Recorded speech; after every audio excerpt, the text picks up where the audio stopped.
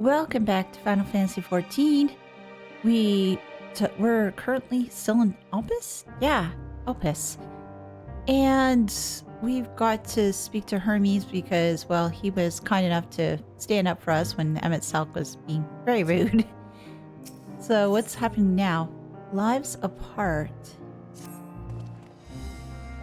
If everyone is ready, there are a few creations I need to check on. First, we shall return to the spot where we found our wayward Emet-Stoma. Have care when you step outside the hub, for there may be more unruly creatures about.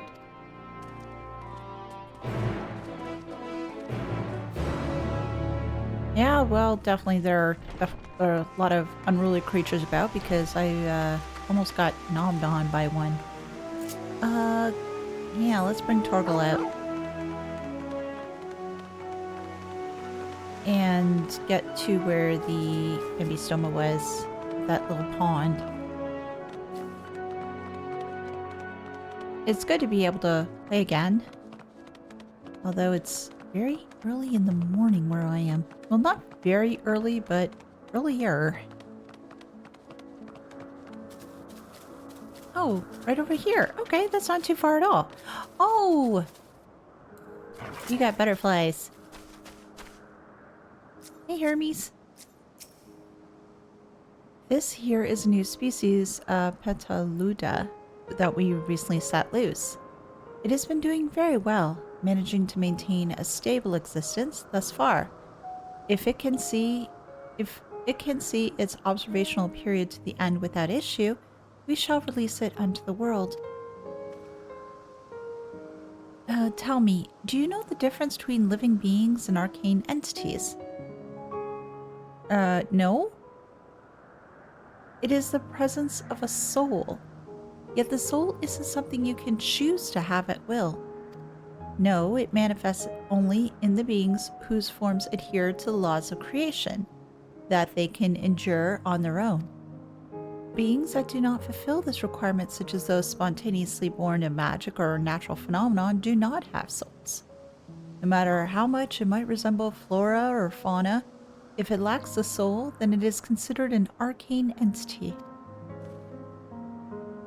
So you see, it's not for mankind to decide what is living.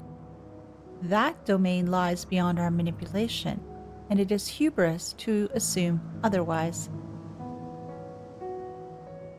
Interesting. But come, let us head to the nearby beacon. I received a report that arcane entities have gathered there. This game is gonna make me think a lot about as to what's alive and what's not, and a bunch of other things, isn't it? Well, it has been already to some degree, but I think even more so now. Hey, you are, a bird of Elpis. Well, you certainly are a bird, sir. If I can just manage to get by without bugging him, that's even better. Yeah, I really want to do this live, but apparently no, we can't have nice things, or rather, my connection won't let me have nice things. Oh. Oh! Elementals? Hey, Median. Interesting. You're interesting too. Tell me, how'd you find the Emet-Stoma? Oh, they're very interesting indeed. A fascinating creation, much like yourself, little one. Renowned as Hermes is for his flying life forms, 'tis a rare privilege to be able to see one of his works in progress. And Emmet, we're meant to be observing Hermes, but instead we're stuck with Median. Well, I suppose she herself serves as proof of his prowess as a researcher and creator both. You just... The way sometimes Emmett acts here is that somebody did something not so nice with his oatmeal or something like that. Ah, yes. Lightning Noma? Just as the report said. Although we call this structure a beacon due to its form, it's in fact a magical device.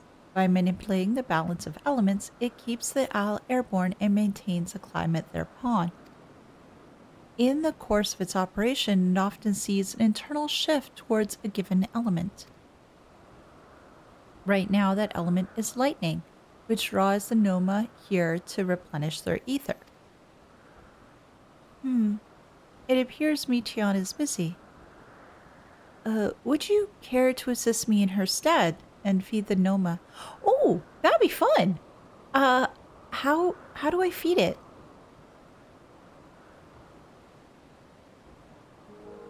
By using this lightning converger, you can harness ambient lightning and focus it into a ball. A veritable feast for dazzling friends. Go on, give it a try. Oh, I would. Lightning converger. Using this concept crystal, anyone can harness lightning regardless of spellcasting skill. Oh, okay, it's one of these. Does this work? There we go. And this one? One more time for science.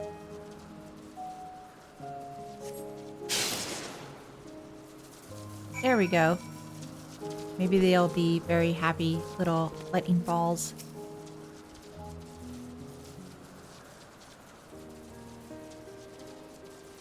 Perfectly done, Elise. Look.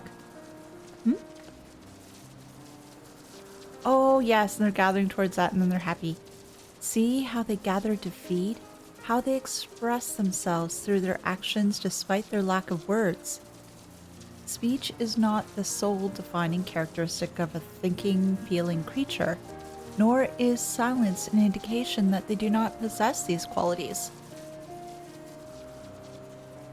Be it a soulless arcane entity such as the Noma, or an ephemeral life form such as the Petaluda, all seek to perpetuate their existence, to survive.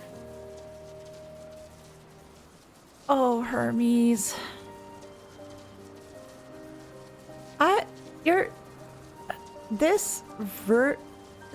This being is just oh, he's just too soft. Is Meteon an arcane entity? Is Meteon a living being?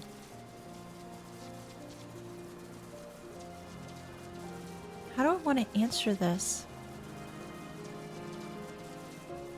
Is Meteon a living being?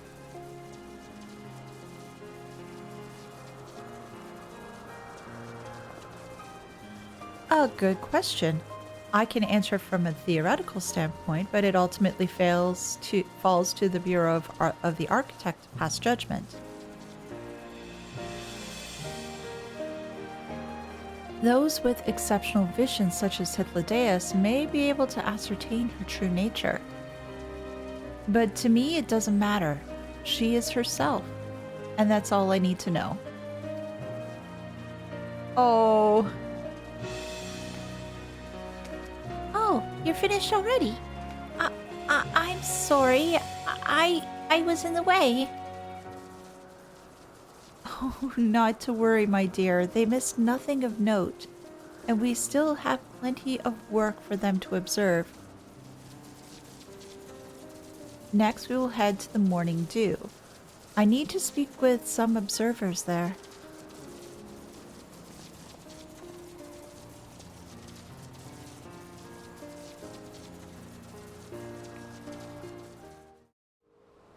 Alright, so now that we've gotten that done, let's speak with Hermes again. Where? Oh, he went all the way over there. Alright. Well, he did say he's gonna go back to where he needs to be. Thankfully, we don't have to go so far. Oh, is it up here? Yeah, it is up here.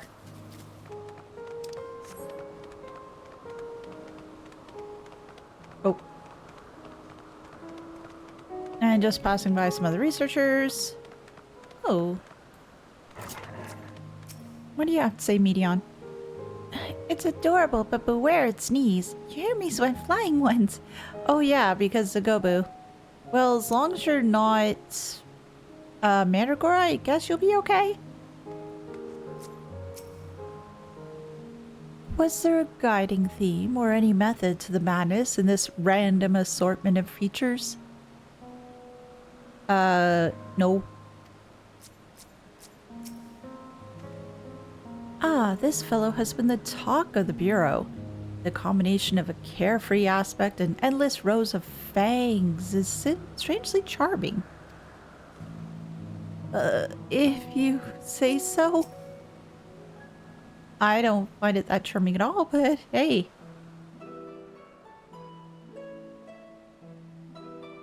Plus, brushing his teeth will probably be really hard. Amazing, is it not? Oh. The Ampelos, one of our newest subjects. Wonder why this one was voiced compared to some of the other ones. So, how are we coming along? Oh, we're not going to actually hear?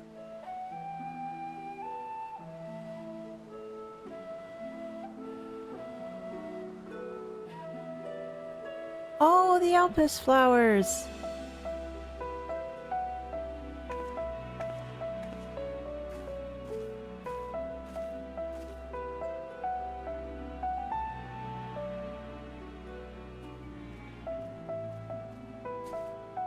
This place is Elpis. Those flowers. Elpis. Yeah. Entelekis. Like me. Oh, okay. That's how we're gonna explain it. They change based on emotion, so they thrive off emotion. They are a product of Elpis, just like and her. So named for their birthplace.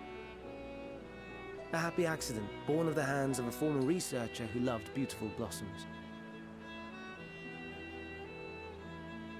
Unique for how they change color, to reflect the emotional state of those nearby. Mm-hmm. Though be it here or elsewhere, they are seldom seen in any hue save purest white. Reflect the emotional state, you say? By what means do they achieve this? In creation, there exists an energy wholly apart from ether, one driven by emotions. In like manner to how we manipulate ether, this flower is subject to the influence of said energy. Now we learned about this through Nadana.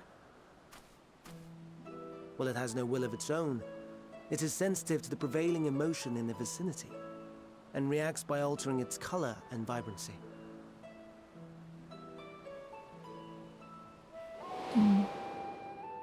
It's Akasha.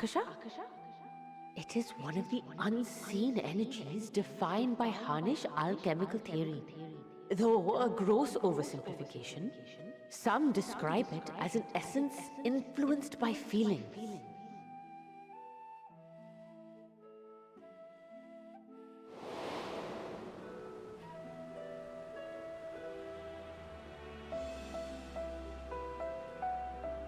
Akasha. Though I'm not familiar with the term, your description suggests it is the self-same energy. You call it by something else then? Dynamis, we call it.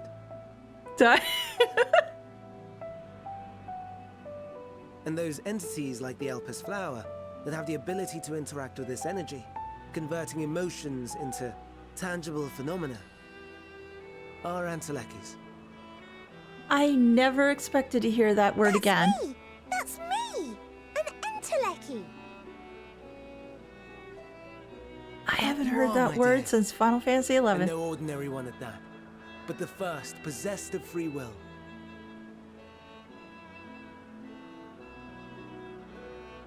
Wait, a form of energy other than ether? Dynamis? I've never heard of such a thing.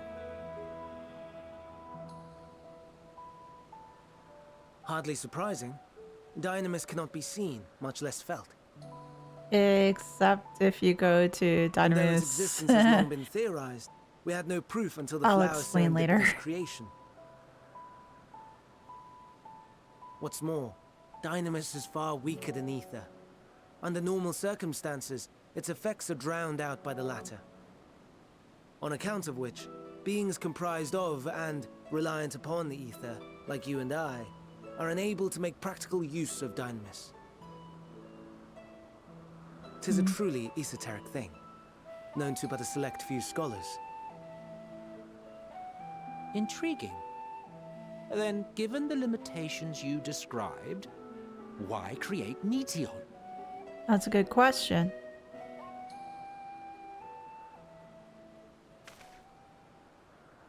Why? Our star, Aetheris, is especially rich in ether, so much so that its name is derived from it. However, when we consider all energy in existence here and in the vast space beyond, Dynamis may account for as much as 68.3%. Okay. A more abundant form by far. Were we able to control it, we could open the door to limitless possibilities. That's an interesting It's thought. not unlike a gently flowing stream, unable to break through the dam of ether barring its path. But if we could imbue the stream with the vigor of a raging river... That could be interesting, but it could also be dangerous, no? Yeah? Not that I have such grand ambitions. Nay. I merely wish to create a being that could traverse the great expanse. And that's you? The relative scarcity of ether beyond the bounds of this star was a concern. And so, I looked to another source of energy by necessity.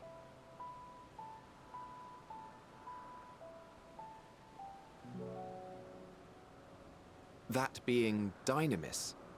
No wonder her ether is so thin. Precisely. Yours is thin too. Like an Endwalker. Like me. Yep. So, are we the same? Endwalkers. Oh, I don't know how to answer that one. Sure, I don't see why I couldn't be one. Well, I have been known to transcend my limits with nothing but determination. Yes. If I'm thin, it's because of itself didn't do a proper job.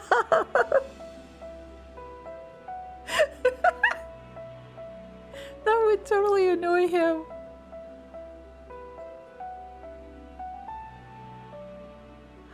Oh, limit breaks. Oh, yeah, that's right. That's right. Oh my gosh. So we have a canon sort of description as to how limit breaks came about? Is that what I'm hearing? Oh my god.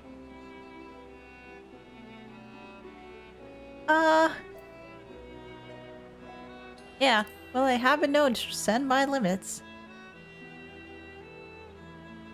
That sounds more akin to the desperate flailings of a wild beast when facing imminent death. Well, that does happen sometimes. A deficit of ether alone does not an Endwalker make. It would, however, make it easier for you to interact with Dynamis. And limited though its influence may be, this quality could prove the difference between victory and defeat. You'd do well not to underestimate it. Never would. Never in a million years.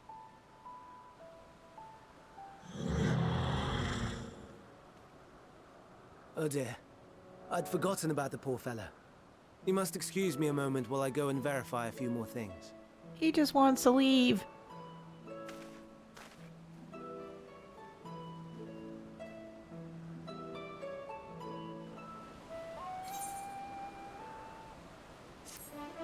This is... I'm just learning so much up here.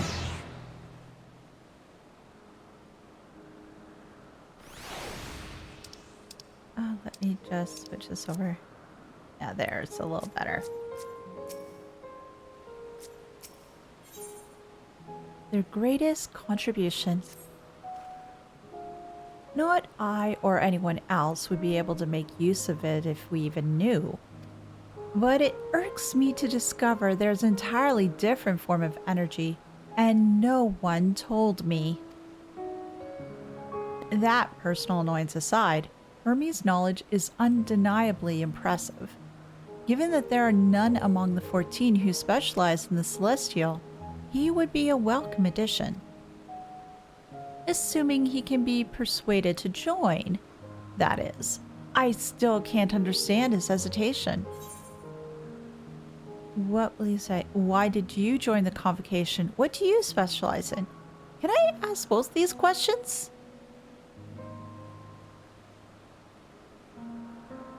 I want to be able to ask both these. Why did you join the convocation?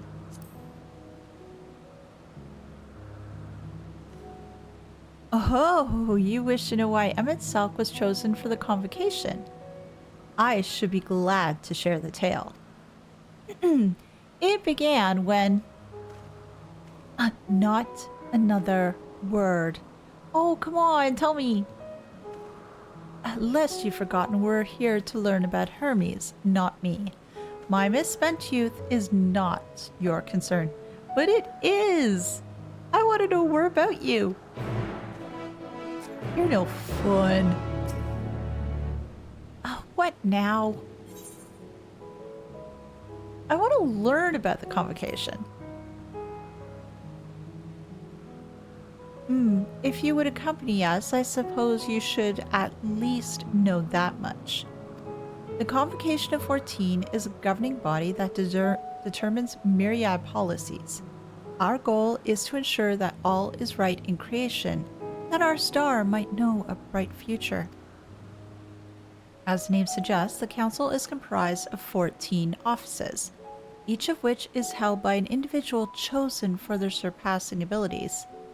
Depending on the office, one would be required to either be an authority in a certain field or possess skills that would facilitate the performance of their stipulated duties.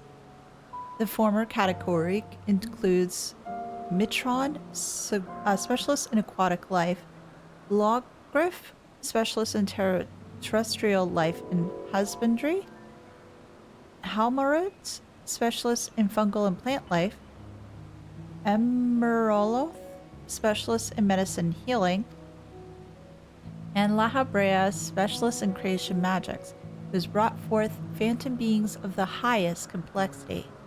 As for the latter category, there is Ultima, advocate of the arts, Igorim, champion of enlightenment and rhetoric, Hashtarat, preserver of discipline and order, Emet-Selch, keeper of the ethereal realm, or underworld in the vernacular, Van Daniel, pursuer of exempt phenomena, and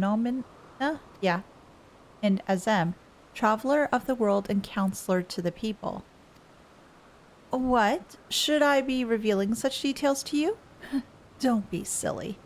Even children know this much, and you'd do well to remember it all. That was a lot.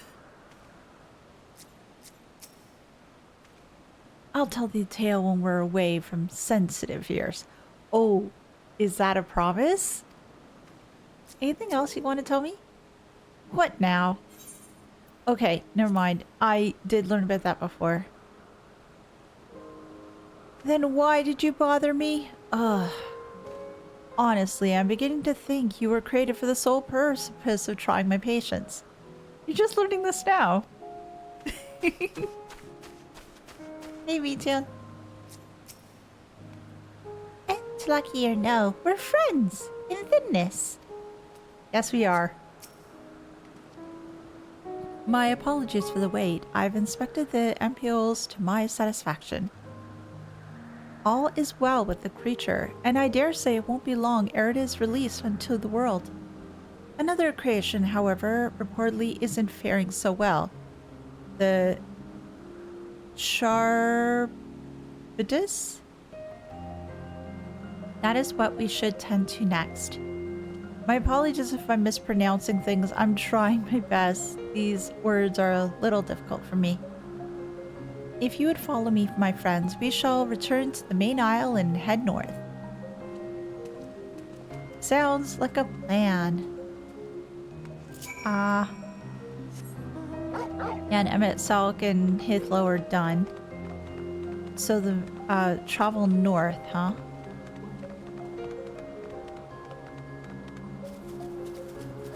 I wonder if I'll be able to go to all these little islands here. I'm hoping I will. I want to explore everything. More birds of Elpis. Oh, there they are. Oh! These guys! I remember these guys.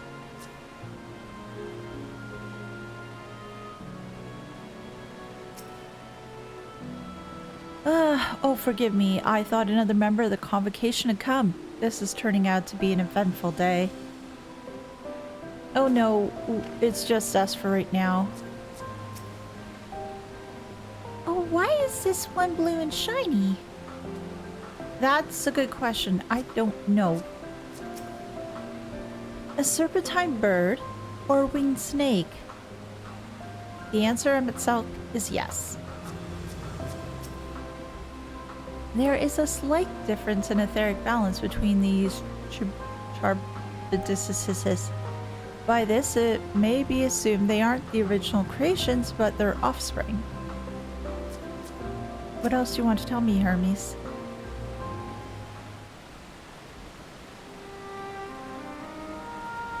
Yeah, this blue one's a little different. Well, he's prettier. I understand there's a problem with one of the Charbidicises.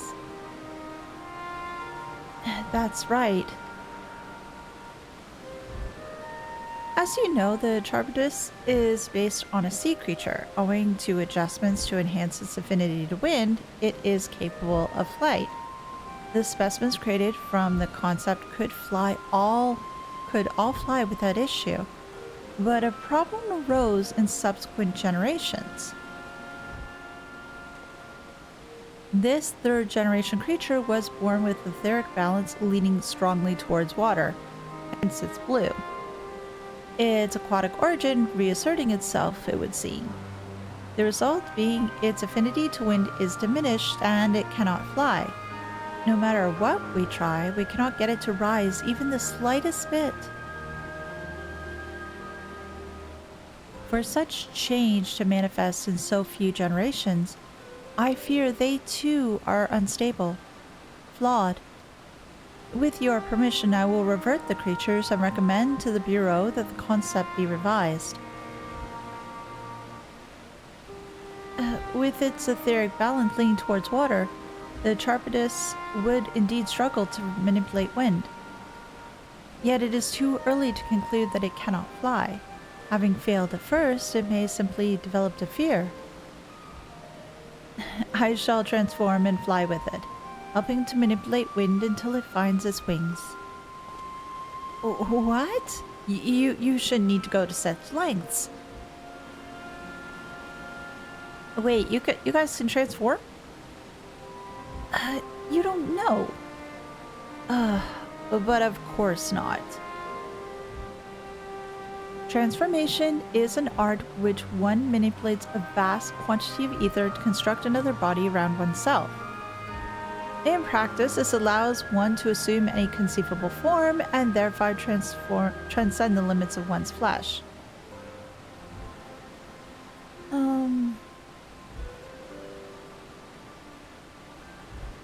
I'm just trying to remember as to when I've seen Asians transform.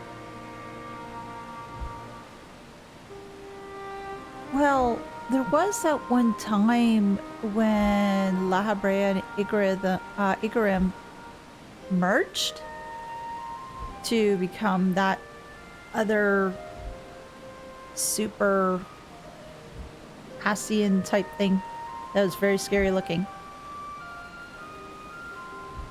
I don't know if that's exactly the same thing or not, or if it's something completely different. Yet convenient though it may be, transforming in the presence of others is considered vainglorious in the extreme, as uncouth and unseemly as running around robeless. Shameful. Really? Is it that bad? Am I to understand you make a habit of this? Nothing of the sort. It was just that when I transform, I can wield the wind and fly. It may seem excessive, but what is our shame next to the lives of these creatures? Oh, I can see a lot of problems already starting with him. I just think that this guy's just too good for the world. They deserve a chance, and we owe it to them to do so in all our power.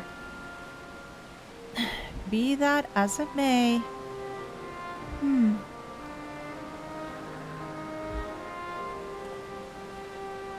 Yes, I believe I have a solution. Emet-Selch, may I trouble you to move that Tripolis away from its fellows? Somewhere out of sight.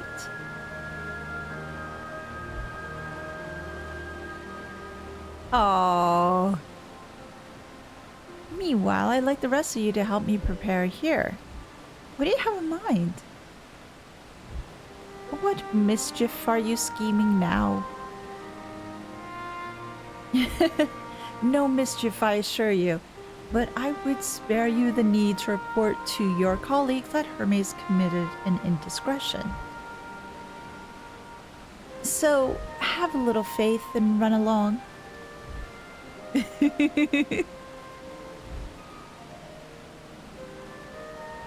I trust you don't mind. Well, whatever will help the creature, I think.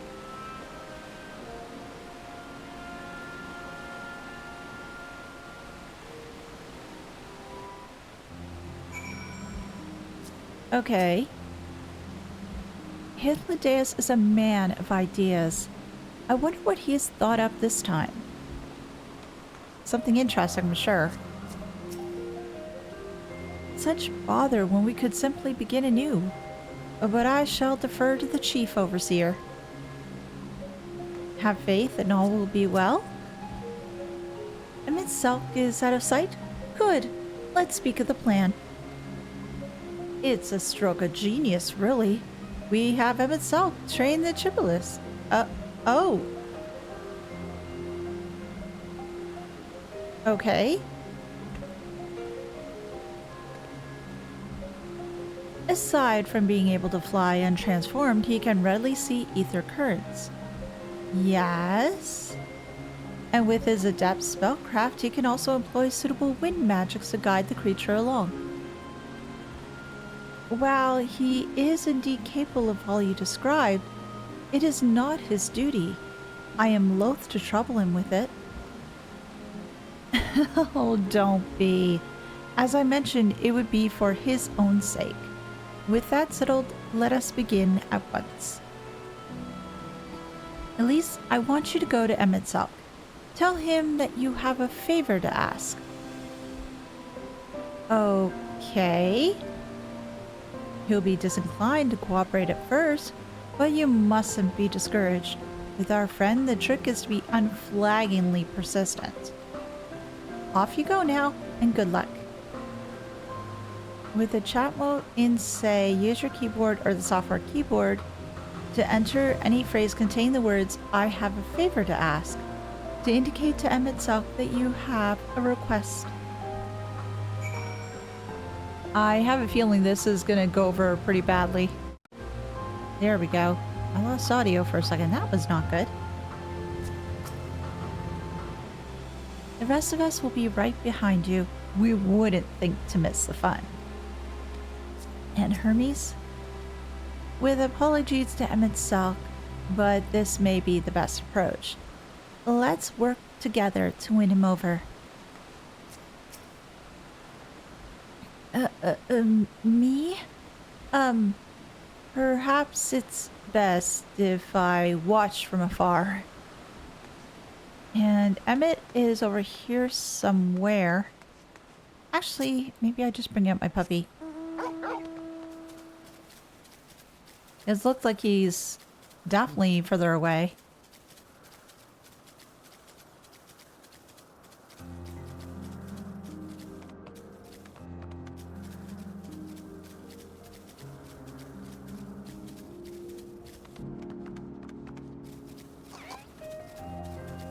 How far are we actually? Oh, rather far. Oh, there you are. I didn't think you'd take him all the way over here. I know it was like away from prying eyes and such, but isn't this a little extreme? Well, are your preparations for the scheme that is clearly not a scheme complete? With enchant mode. Okay, yes, okay. So, let me just get this over. Now I can chat as I need to. I have a favor to ask. Oh, no, you don't. I am not lifting a finger. I don't know what Hythlodaeus is up to, and I will not be made to know. I refuse. If Hythlodaeus is to be believed, relentless insistence may serve to wear down the ever-wary Emet-Selch. With a chat mode and say, use your keyboard or the software keyboard to enter any phrase containing the words, please, Emet-Selch, to plead with Emet-Selch. Okay, dear boy. What else can we say?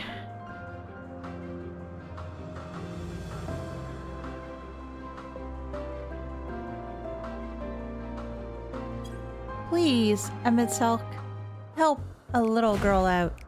Well, a little lass at this rate. No, Oh. no, no. You are not foisting this nonsense on me. Yes, I am.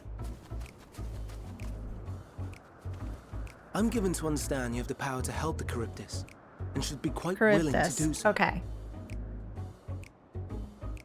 And so I appeal to your better nature, most benevolent Emet-Selch. Please teach her to fly. Or else Hermes will transform. Right now.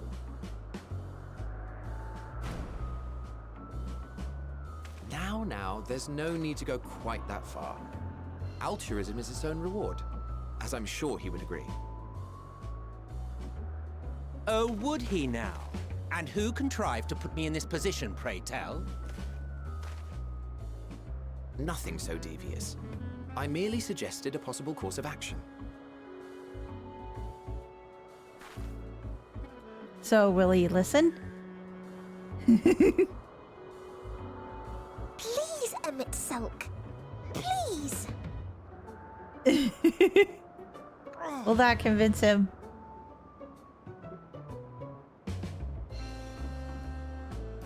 I did not come all this way to play nursemaid to your creations.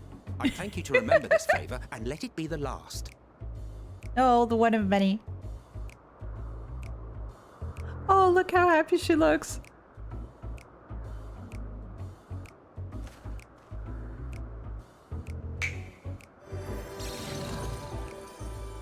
Oh. What mount is that? I will aid it once it is taken to the air. It falls to you to shepherd it skyward. Sounds like a team effort.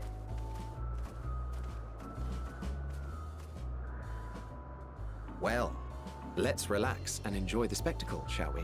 Yes, and let's start trading interesting stories. Especially since prying ears will not be around. It's a perfect opportunity to learn more.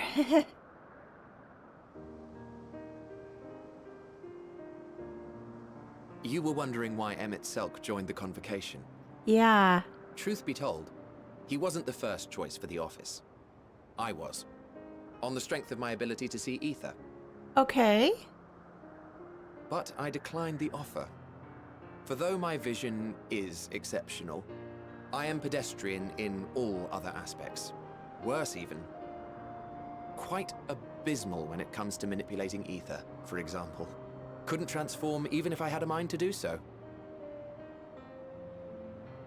What good is the ability to perceive a problem if one cannot act to address it? Yeah, that can be frustrating. Emet-Selch has no such shortcomings. He excels in vision and manipulation both, the latter to an extraordinary degree. If there is a mage more powerful, I do not know of them.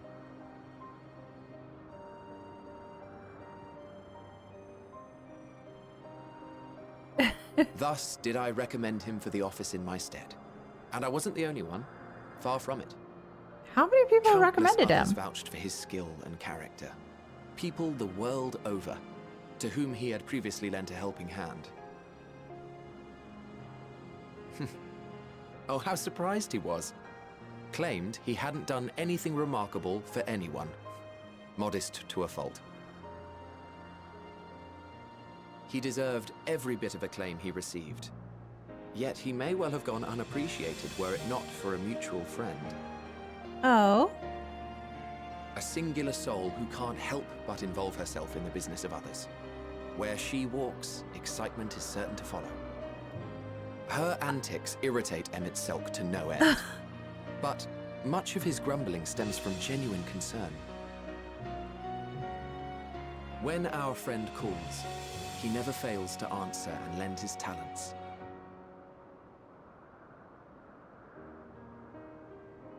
Oh. And in the course of doing so, he himself came to be recognized and respected by those around him.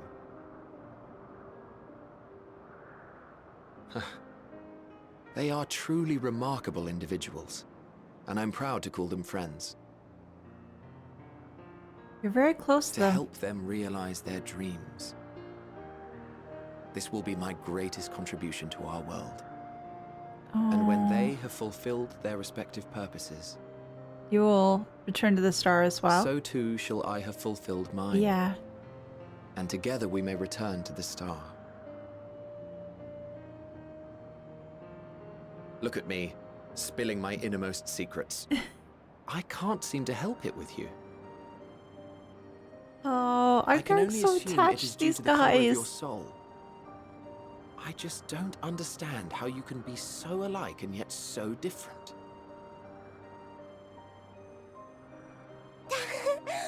Well done, my pet.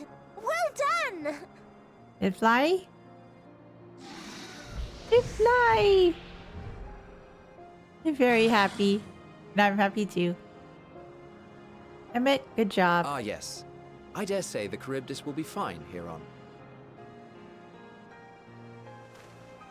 Oh, we had enough time to Why chat. don't you go and signal to Emet-Selch? Let him know that his arduous task is at an end. Sounds like a plan.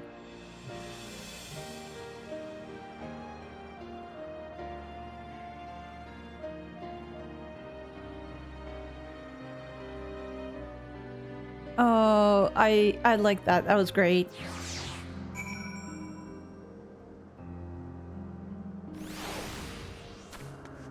All right. Well, I will get back to there and let him know, but first I need to speak to everybody else.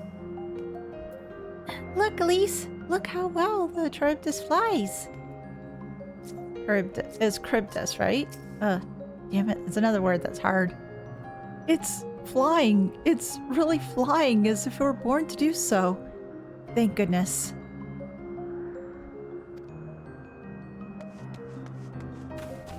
And hello, I need to speak to you one last time. Oh, crap. I need to get around.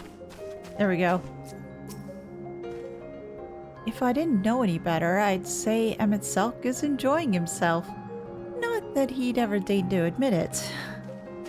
No, he never would. And, oh, I have to wave to him from here? But how do I do so? Do I just do wave?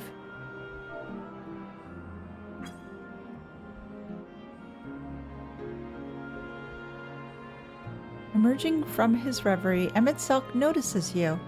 and begins to descend with the cryptus.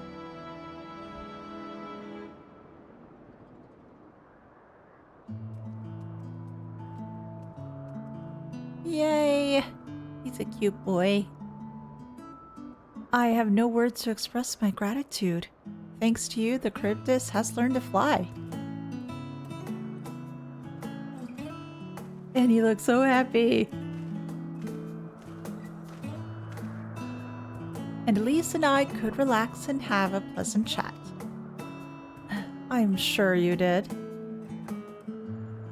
The creature needed some small assistance at first, but soon it was flying more or less on its own. I doubt you'll need to repeat the lesson. That was truly impressive.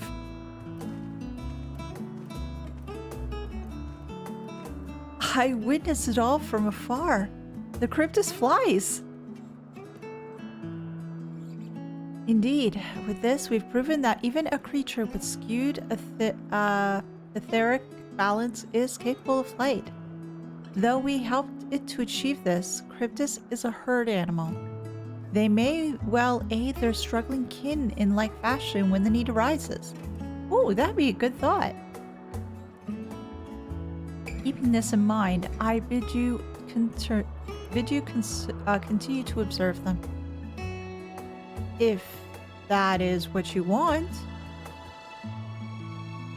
But if I may say so, rather than hoping an idealistic possibility comes to pass, would it not be simpler to have the concept adjusted? That way, we could guarantee that anomalies such as this specimen are never born in the first place.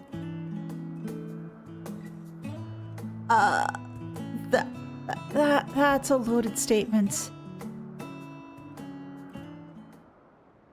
These creatures are already here.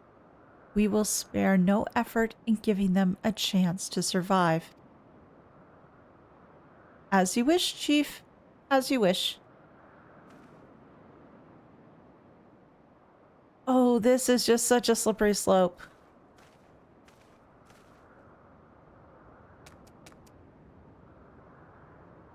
Hermes.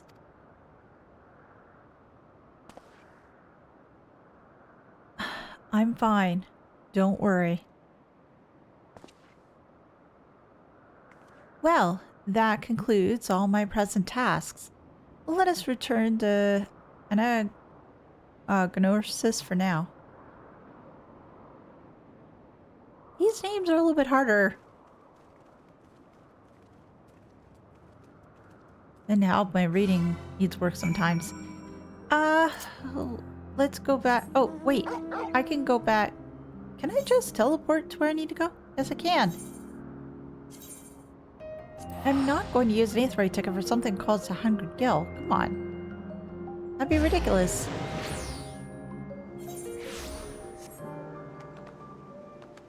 Oh, they're supposed to be over here? Oh, there they are. Perfect. Michion, what do you have to say, girl? All the creations are happy. That makes me happy, too. Now you've seen what I do. Was it everything you were expecting? It was a very good learning experience. I thoroughly enjoyed myself. And at the end, most of all. I learned a lot during this visit. What? Want to apologize for forcing me to help, do you? Save your breath. You didn't force me to do anything. I merely chose the most expeditious way to have done with an impediment to our business. If that's what you're going to call it. Oh, feet. Or sorry, legs.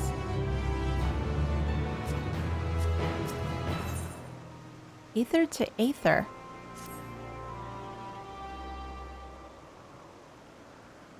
What is this all about? Oh, tell me, Elise, in the course of watching me, have you earned aught of value? Nothing so far, but I'm hoping that will change. Dynamis. Dynamis seemed promising. Or I'm not sure what I'm looking for, but I don't think I've found it yet. Dynamis seemed very promising, actually.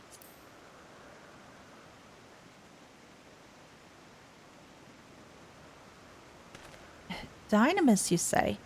Curious as such an obscure phenomenon should be of interest to you. Oh, hello. Oh, Chief Hermes, what good fortune to find you here.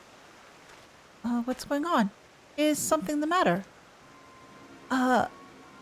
Lycaon? I'm afraid it's done it again. What is that exactly? No sooner did we release one for observation that it set upon the nearby occupantes, slaughtering them. Oh, was the creature hungry or somehow provoked? I had just fed them myself, and the occupantes were keeping a wide berth. It is the nature of the Lycaon that is to blame, their innate viciousness. What creature are we talking about here? Temperament aside, it is an outstanding creation, perfect in form and function. Though it may not be suited for release, I doubt it that the Bureau will accept his concept for preservation. In any case, there is no point of postponing the inevitable. Doros will revert them all once the paperwork is in order. Where is the scene of the incident?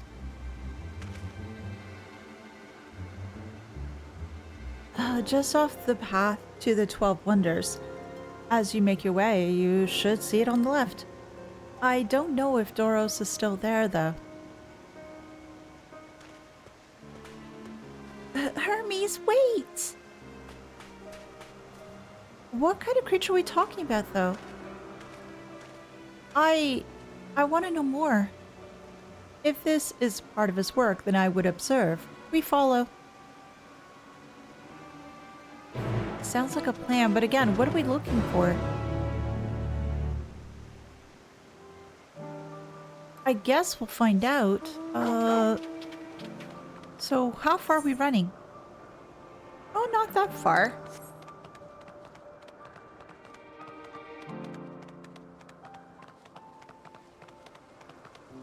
In fact, they're saying ether to ether, which sort of makes me think of... Oh gosh, what's the phrase? Ashes to ashes? Dust to dust?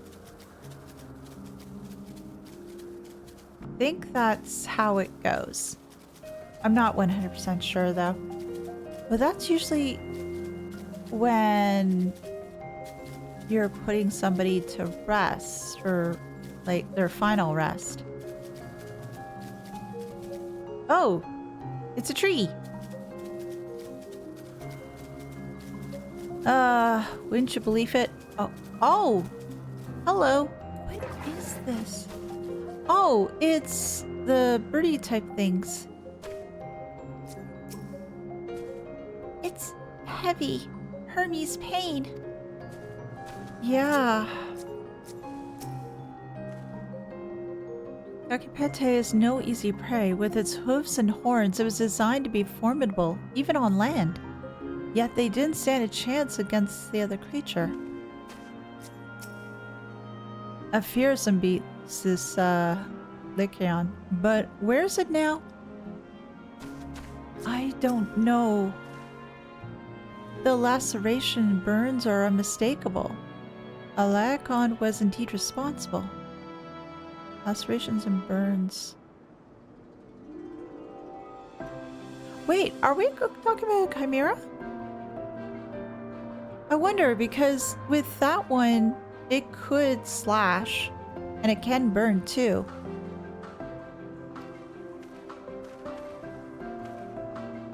But the creature is nowhere to be seen. Doros must have taken it away. The man makes his base at the 12 Wonders. I shall go and seek him out there. Emet-Selch and I will return to the area for good measure, just to make sure that the creature did not escape. My thanks. Let us meet at the 12 Wonders when you have finished. I will go on ahead. Please follow me, Elise. Sure. Come. It's down this path and over the bridge.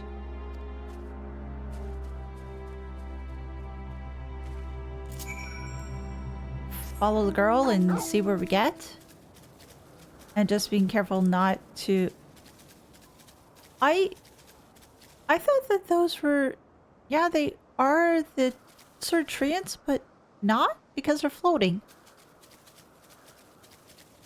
Well, there's, I guess, pretty much anything. Maybe they're just the precursor to treants. Oh, can I look? Oh, oh! I was not expecting that, but hey, that's awesome. And one more level, and then 90. Holy crow. Somewhere here. Hey, Median.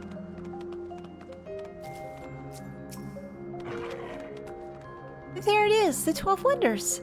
Hermes is looking for Doros. Let's look for Doros too. He's a man with long blonde hair, I think. I'll know him when I see him. Meteion is now accompanying you. Keep her at your side in order to proceed with quest objectives. You can leave Meteion behind by entering a different area or by speaking with her and selecting to part ways. If you wish to have Meteion accompany you again, return and speak with her at the original location. Well, it's perfect that she's joining me and that we're near a new location because I can attune myself accordingly. Dark-haired man. No, we need a blonde-haired man. But let's attune first, just to make sure that we don't forget. Or that I don't forget. And then we'll look for who we need to look for. Come on, let's find Doros. He's a man with long blonde hair, I think. But if he's a man with long blonde hair, well, it's a blonde-haired woman. But it's a gentleman we're looking for, right? Okay. Where else can we find them? I wonder, can they be in a building? Let's check. No, not there. Blonde-haired man. Oh, long blonde hair. There we go. That'll work. Doros! That's Doros! Oh good, we found him first try. Well now, if it isn't Meteion, what brings you here? We need to speak to you. Ah, I thought I heard familiar voices. I didn't realize you two decided to help me search for Doros. Thank you. No problem. You're in charge of the, Iconis, I believe. Where are they now? Oh, out in the field in restraints. Frenzied as they were, I couldn't well return them to, Quistis. Once I've submitted my report, I'll see them reverted without delay. It's as he says, the beasts are indeed quite ferocious. You're one of the 14. What brings you here? Oh, nothing you need to concern yourself with, as you were. We've heard the news that Ikeon slaughtered an Okipetes. As the observer in charge, you are of the opinion that they are not fit to be released? I am. Their abnormal aggression and exceptional strength makes for a highly problematic combination. It matters not where they are released. The Konis will threaten other species and upset the natural order. Could it be that the specimens observed are an outlier? Highly unlikely. We created a good many of them. All exhibited the same tendencies. Even when we use Kairos to begin with a fresh slate, their behavior was unchanged.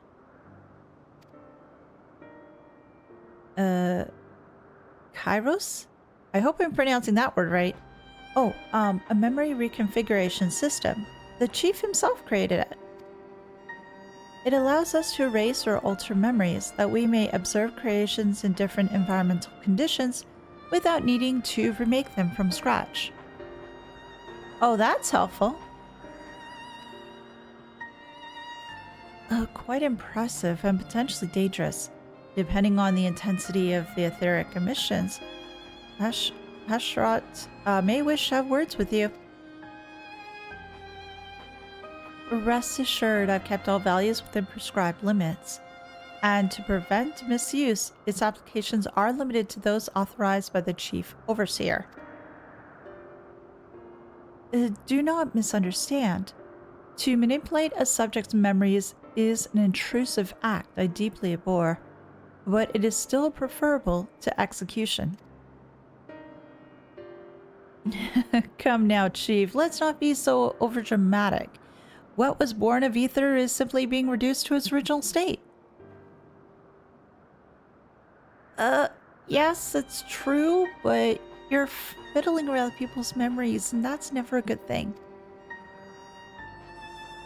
I know distinctions concern you, but we mustn't lose sight of the bigger picture. Making rational choices for the sake of the more prosperous star.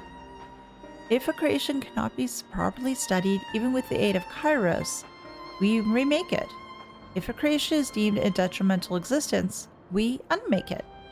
'Tis all for the greater good, and none question the necessity of such routine progresses. That sounds to be like a false statement to me, at least for what I've observed thus far with Hermes, because it feels that he does question the necessity of routine and process, because even though with the Cryptus, the other the other observer was thinking, no, we should unmake it, it's not fit, etc. nauseum. But then you have Hermes who's saying, no, let's give it another chance. Let's try something different. Let's try to help them out so that we can avoid unmaking it, because we're getting back to the whole idea.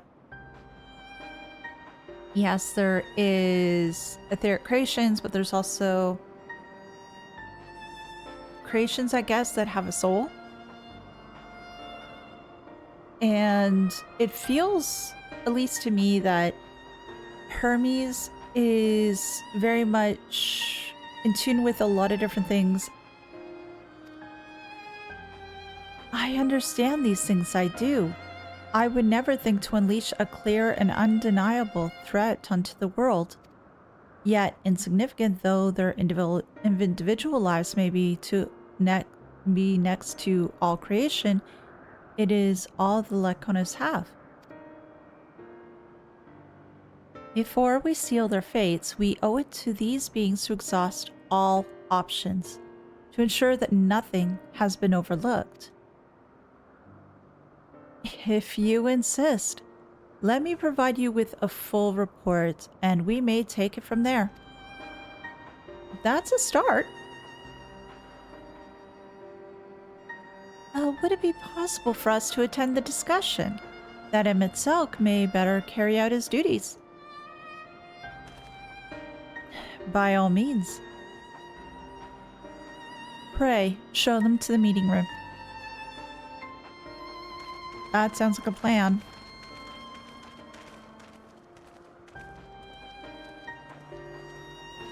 Meteon? You're... Oh, I need to look after you again, don't I? We have a duty to the star, this I know. But it doesn't mean we don't also have a responsibility to the lives we bring into existence here. Meteon? To man, other beings are just things, to be used and controlled, like magic. That's what Hermes told me once.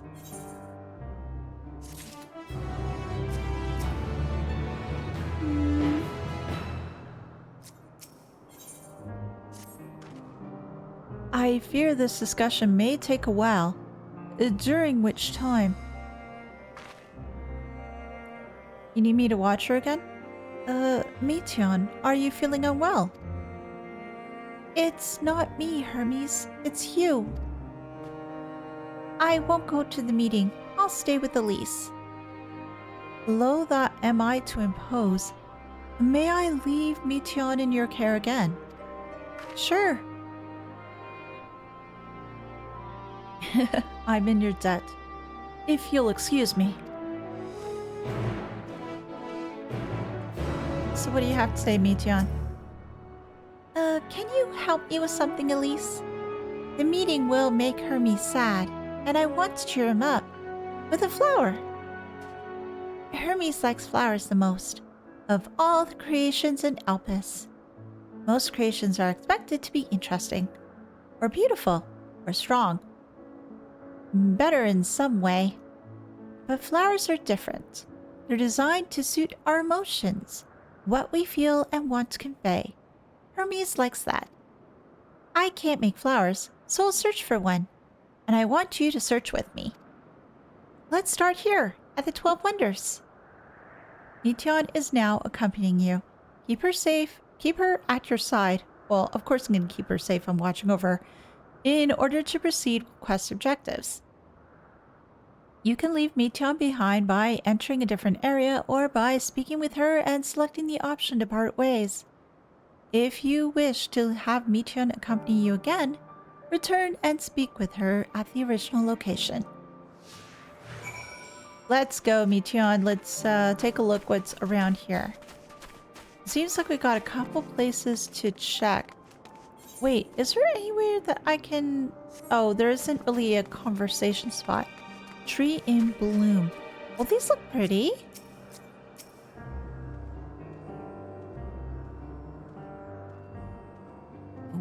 They almost look like vibrant purple flowers, bigger than your hands, adorn the tree. Ooh, so bright and big and bright. I love them. But they may be too bright. You have to think of the recipient. That's what Hermes says. Okay, so it's not quite the flower that we need. But there is a slender tree over here. Maybe that would work instead. Let's try. There's no flowers here. Or maybe there are up above. A tall, slender tree rises before you. You crane your neck to look for flowers. No flowers, but if there are apples, we could have covered them in syrup. Let's head outside next. Don't worry, we won't wander far. Yeah, we definitely don't want to wander far. We want to keep her safe. Because she's our precious little bluebird here. And thankfully, the butterflies won't bug us. Flower bed. Oh, but they're surrounded by leaves. An array of beautiful flowers grow in the bed, their mix of colors forming a pattern. These would be better for Hermes, but they're hedged in. That means we shouldn't touch them. They're either under observation or poisonous. Either way, we definitely shouldn't touch them. Any other place should be fine though, so let's keep looking. So the hedge flowers are not so good. Familiar plants. That's an enemy. Set on a tall, thin stalk, the oddly shaped flower is mesmerizing in its undulations. Oh, a Cornean, a flower that can move.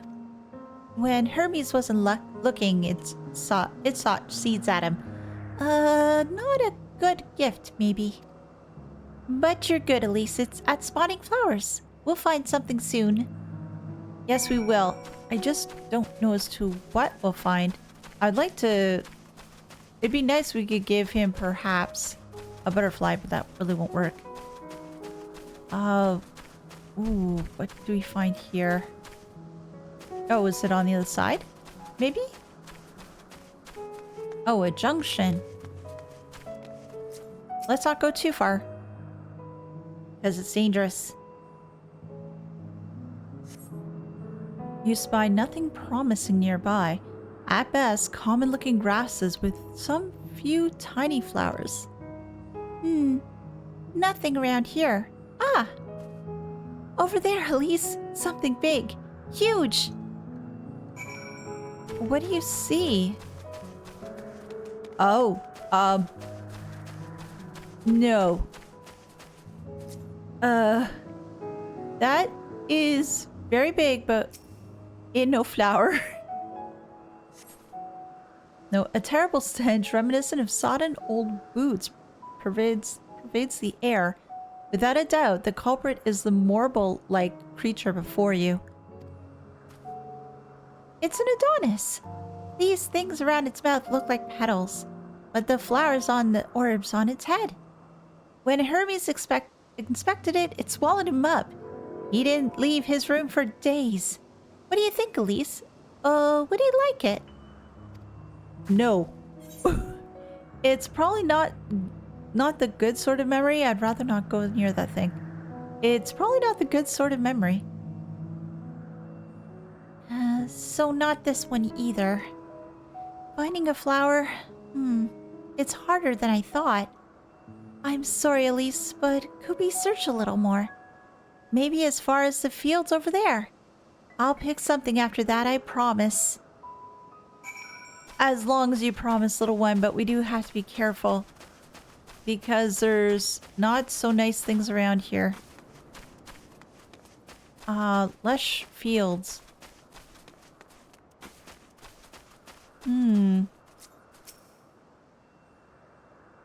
And hopefully we won't get attacked by a monster over here.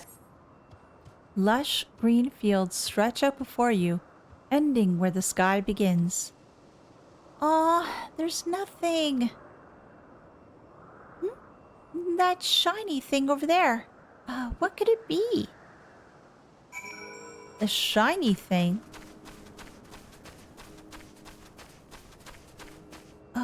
Oh. Are these Elpis flowers?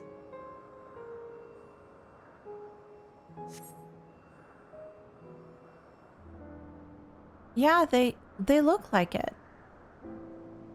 Oh, Elpis flowers. They're here too. Hermes likes and dislikes them at the same time.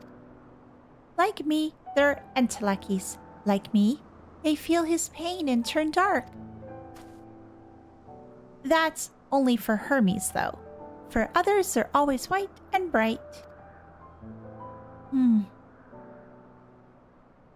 And for me, they change color. Different colors, actually.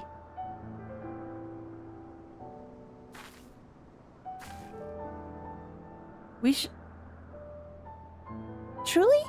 A flower was dark at your home. Then, do you have it too?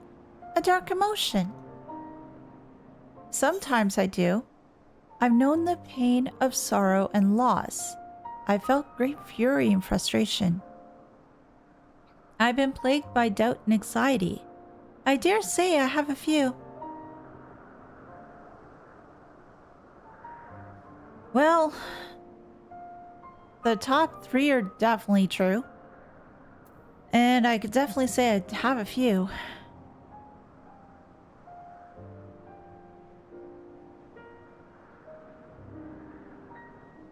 I dare say I have a few.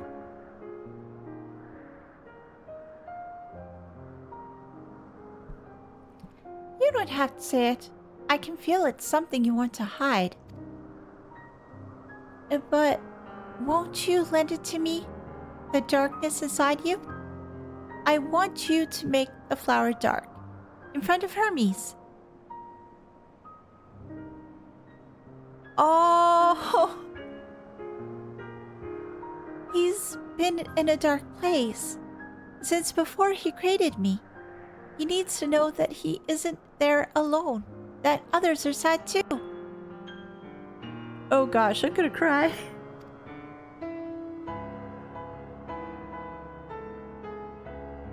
Truly? You'll do it?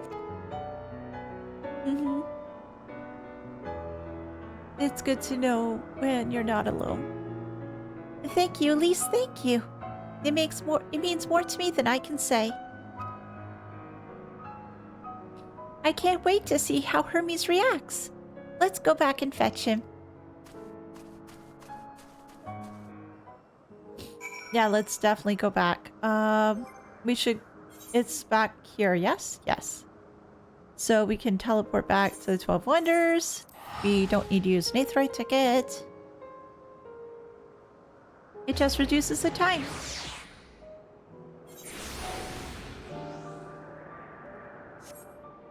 And where are you, my little blue bird? Here you are. It seems they're still talking. Let's wait until they're finished.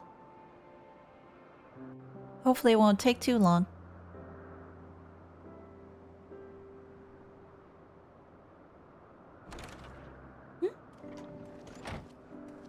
There he is. Hermes!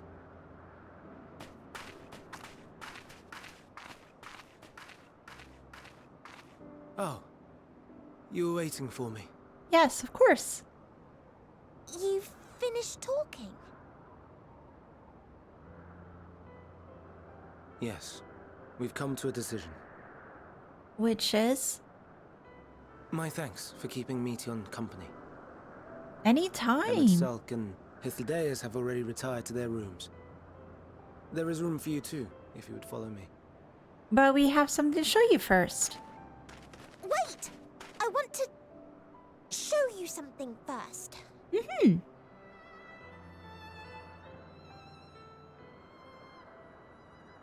It's perfect stuff to show you first.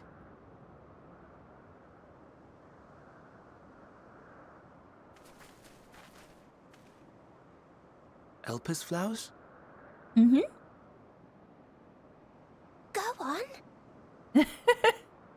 I'm being put to the spot. I'm being put to the test. Oh, do I get to choose what I think about? No. You're not the only one, Hermes. Others feel sad too. You're not alone.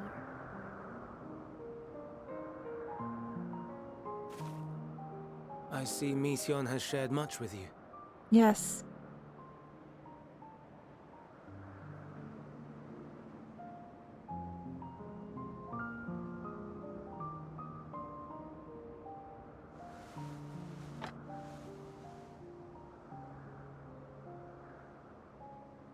Huh? May we talk a moment? Absolutely.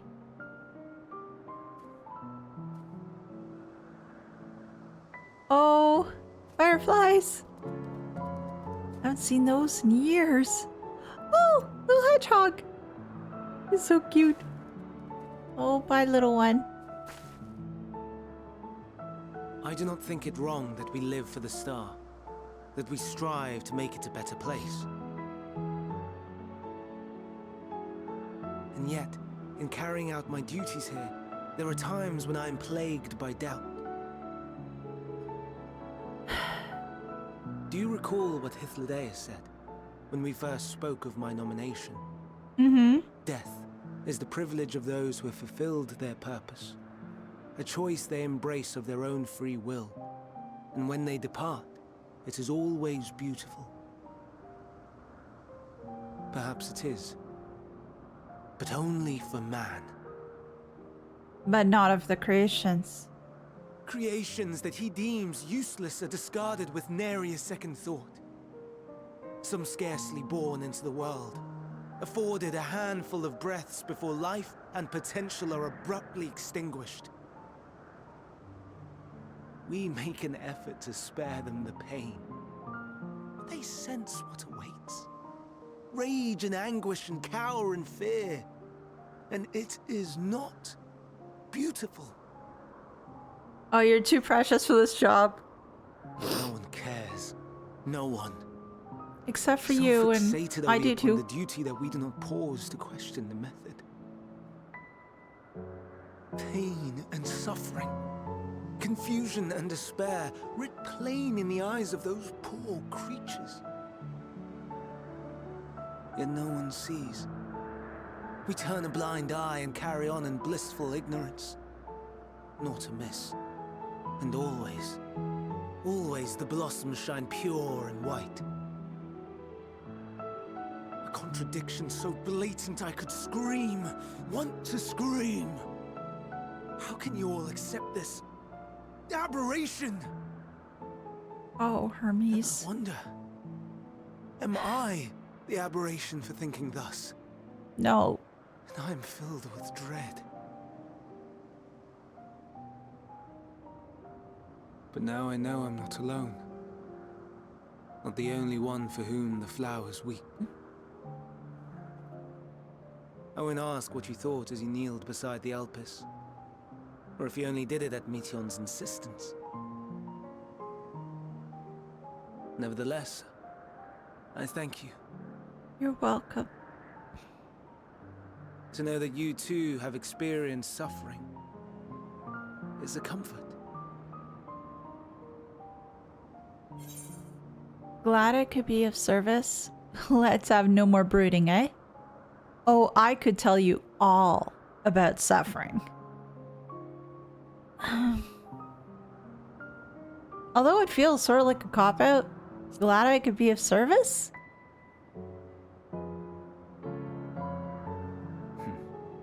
To so willingly lend an ear to ease my burden. You are a strange one. Not really. Not in the slightest. The stars in the heavens.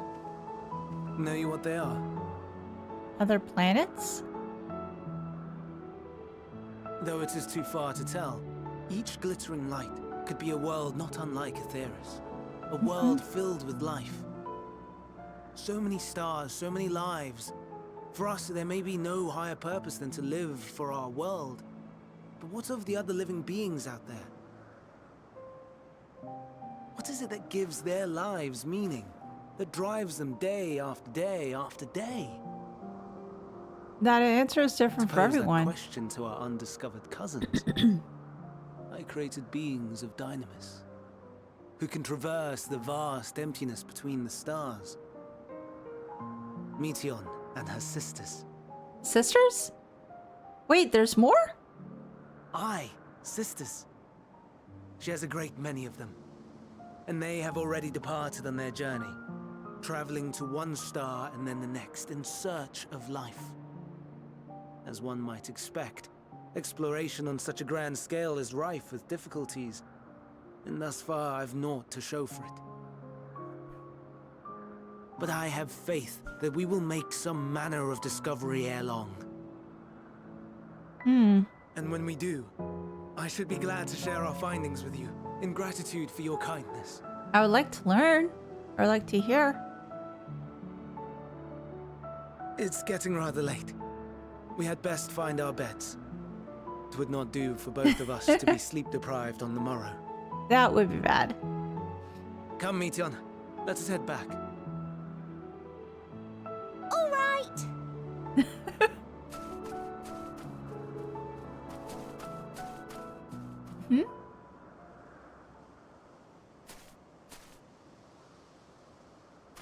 Wait. What is it? No, go back. What is it? Thank you for watching the video today. I do appreciate it. If you can, leave a like as it does help, and consider subscribing if you haven't already. A huge thank you to my supporters, and if you'd like to help the channel, please feel free to visit the links in the description below and become a member. Thanks again, and I'll see you next time. Bye!